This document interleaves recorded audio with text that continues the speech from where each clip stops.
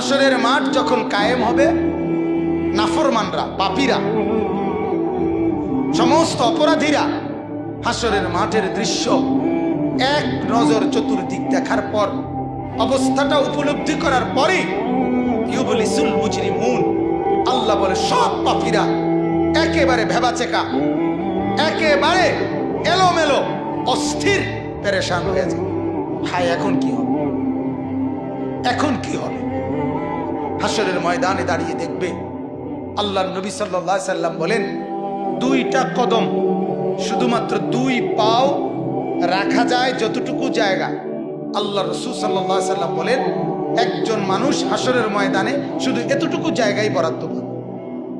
এক সুতা ডানে বামে সামনে পিছনে আগ পিছ করতে পারবে না, এক সেকেন্ডের জন্য বসতেও পারবে না।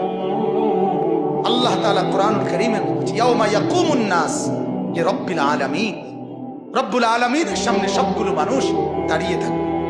দাঁড়ানো দাঁড়ানো দাঁড়ানো থাকবে, দাঁড়িয়েই থাকবে। মাথার 1.5 হাত উপরে সূর্য। আল্লাহ বলবে, সূর্য তোর সমস্ত তাপ আজ ছেড়ে দে, খুলে দে তোর সব তাপ। পায়ের নিচের জমিন উত্তপ্ত তামার মতো উত্তপ্ত হয়ে যাবে।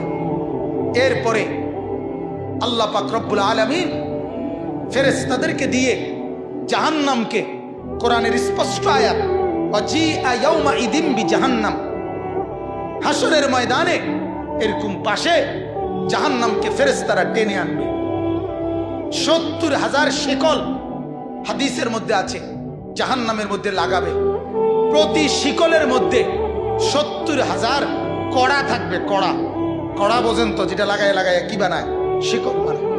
70,000 শিকল, 70,000 কড়া প্রতি শিকলে। প্রত্যেক কড়ার মধ্যে 70,000 ফেরেশতা ধরা থাকবে। তাহলে কত কোটি ফেরেশতা, হিসাব বুঝছেন?